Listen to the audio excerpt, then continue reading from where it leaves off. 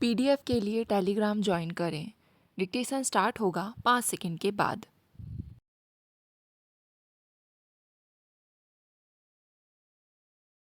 महोदय, करीब 1.5 दशक की राजनीतिक लड़ाई के बाद देश की पिछड़ी जातियां कानूनी तौर से 27% सरकारी नौकरियों की हकदार बन गई हैं।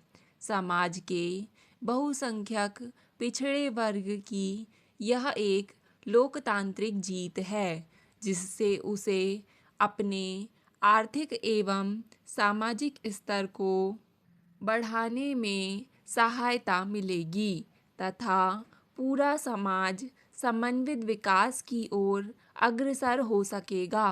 परंतु आरक्षण के इस प्रश्न ने आर्थिक एवं सामाजिक विषयों के अलावा राजनीतिक आकार अधिक ग्रहण कर लिया है। यही कारण है कि 8 सितंबर से लागू की गई आरक्षण व्यवस्था को चुनावी रणनीति और वोट बैंक के रूप में देखने का प्रयास किया गया है। यह राजनीति की विचित्र विडंबना है कि इस आरक्षण को लागू करने का सेहरा उस पार्टी के सिर पर बंधा है जो न केवल इस प्रकार के आरक्षण की विरोधी रही है वरन जिसने पूर्व प्रधानमंत्री द्वारा अगस्त 1990 में पिछड़े वर्गों के लिए आरक्षण लागू करने के बाद भड़के छात्र आंदोलन को परोक्ष समर्थन भी दिया था। आरक्षण लागू करने का श्रेय लेकर कल्याण मंत्री अपनों को पिछड़ों का मसीहा भले ही कह लें, लेकिन पूर्व प्रधानमंत्री को इसके राजनीतिक श्रेय से वंचित नहीं किया जा सकता है। वर्तमान राजनीतिक परिस्थितियों में मंडल आधारभूत आरक्षण सभी दलों की एक राजनीतिक मजबूरी बन गई थी। अतः आरक्षण लागू करके मंडलवाद का मुखौटा लगाने से कांग्रेस अपने असली चेहरे को नहीं छिपा सकती है।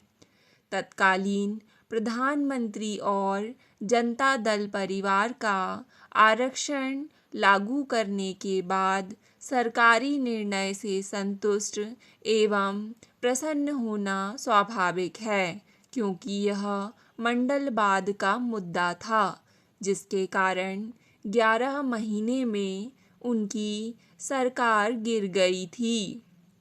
उद्देश्य और लक्ष्य की सफलता के बाद तत्कालीन प्रधानमंत्री और उनके साथियों को सरकार गिरने का गम काफ़ी कुछ कम हो जाएगा। तत्कालीन प्रधानमंत्री ने अपने शासनकाल में आरक्षण लागू करके सामाजिक विखंडन का जो बीज बोया था उसकी तीव्रता लगभग समाप्त हो गई है और समाज ने इस आरक्षण को गरिमा के साथ स्वीकार भी कर लिया है तथा इसके प्रति विशेष कटुता परिलक्षित नहीं है। परंतु मंडलवाद के कर्णधार ने बुधवार को उत्तर प्रदेश की सार्वजनिक सभा में यह घोषणा की कि अब वे सामाजिक न्याय के दूसरे चरण में मंडल राज स्थापित करने की दिशा में अपना अभियान चलाएंगे। उनके इस कथन से विकास की कम राजनीति की अधिक गंध आती है।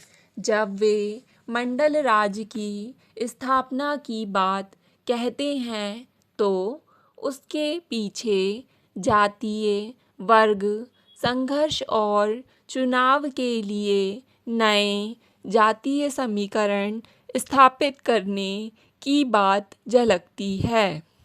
उनके मंडल राज की अवधारणा में पिछले वर्ग, हरिजन और मुस्लिम समुदाय को राजनीतिक मंच प्रदान करना है। विचित्र बात यह लगती है कि वामपंथी दल अत्यधिक उत्साह के साथ बातें करते रहे उत्थान और प्रगति की, लेकिन राजनीतिक उद्देश्यों के लिए वामपंथी पार्टियां वर्ग संघर्ष के हथियार को देश में प्रभावी ढंग से अमले में नहीं ला सकीं। महोदय, राष्ट्रीय वामपंथी गठबंधन और उससे जुड़े श्रम संगठनों द्वारा भारत बंद की सफलता और विफलता के अलग दावे हो सकते हैं, परंतु मूल तथ्य यही है कि इस प्रकार के बंद का मुख्य प्रभाव उन्हीं राज्यों तक ही सीमित रहता है जहां उनकी सरकारें होती हैं, यानी सरकार के सहयोग और समर्थन पर इस प्रकार के बंद की सफलता निर्भर करती है। पश्चिम बंगाल और त्रिपुरा के बाद इस बंद का कुछ प्रभाव केरल और बिहार के कुछ भागों में अनुभव किया गया। इन राजनीतिक दलों के अलावा उनके श्रम संगठन सक्रिय हैं, परंतु इस समय राजनीतिक दलों अथवा श्रम संगठनों के पास ऐसा कोई उत्तेजक विषय नहीं है जिसके लिए भारत बंद जैसे आयोजन की आवश्यकता हो। कल के बंद का आयोजन मुख्य रूप से श्रमिक वर्ग के अधिकारों की रक्षा, सरकार की श्रम विरोधी नीतियों के विरुद्ध राष्ट्रीय विरोध प्रकट करने के उद्देश्य से किया गया। देश के आर्थिक एवं औद्योगिक कामकाज को ठप करके बंद के आयोजक दल एवं श्रम संगठन को यह बताना चाहते हैं कि उसकी परिवर्तित उदार आर्थिक नीतियों के परिणाम स्वरूप बेरोजगारी को बढ़ावा मिलेगा तथा श्रमिक हितों को हानि पहुंचेगी। परंतु 4 दशकों के दौरान मिश्रित अर्थव्यवस्था के अंतर्गत स्थापित सरकारी उद्यमों को बदहाली बढ़ी है और भारी सरकारी पूंजी निवेश का वह लाभ नहीं मिला जो देश को मिलना चाहिए था।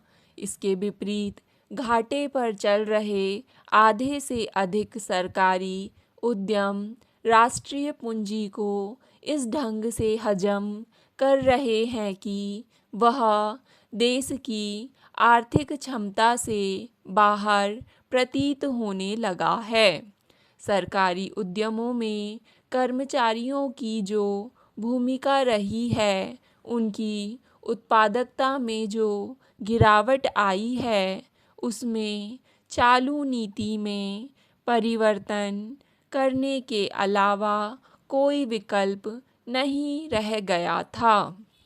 सरकार नियंत्रित अर्थव्यवस्था का ही दुष्परिणाम है कि सरकार को बाध्य होकर निजीकरण अपनाना पड़ रहा है, क्योंकि कोई भी किसी सरकारी उद्यम को केवल कर्मचारियों के भरण पोषण के लिए ही नहीं चला सकता है।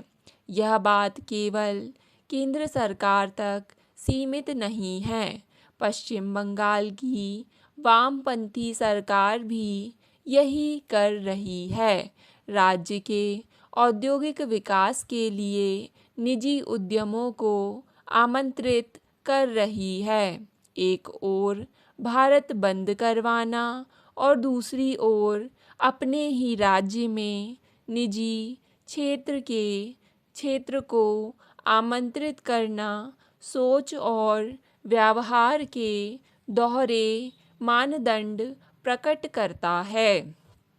इसके साथ ही इन दलों का दोहरा सोच इस रूप में भी प्रकट होता है कि एक ओर वे उदार नीतियों के प्रवर्तक नरसिंह राव सरकार को बनाए भी रखना चाहते हैं, दूसरी ओर उसी की नीतियों के विरुद्ध बंद का भी आयोजन कर रहे हैं। इन वामपंथी दलों को स्वीकार करना होगा जो आर्थिक तंत्र अपनी गलतियों के कारण बिखर गया, वह भारत में कैसे चिरस्थायी बना रह सकता है। स्टॉप।